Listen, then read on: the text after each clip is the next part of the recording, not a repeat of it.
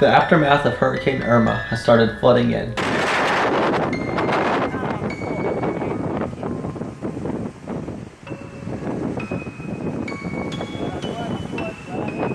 The devastation across the BVIs is immense.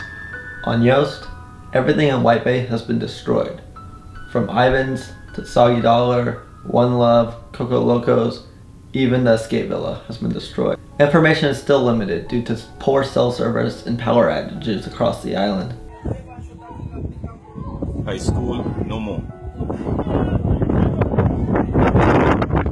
This is the town area here. You want to talk about devastation? Let's talk about this. This is crazy. The state of the rest of the island is still unknown, but it's safe to assume most everything in Great Harbor has been destroyed. The people of Jost can really use our help to rebuild. They are basically starting over from scratch. Most of the homes and businesses are gone. The first thing they need is shelter, food, and water, but resources are scarce on the island. With this amount of destruction, any dollar earned will help put back together the island. Our loved ones across the island have always been there for us. I think it's about time we be there for them. Thank you so much for everyone who's donated, but I think we can do a lot more to help our friends out.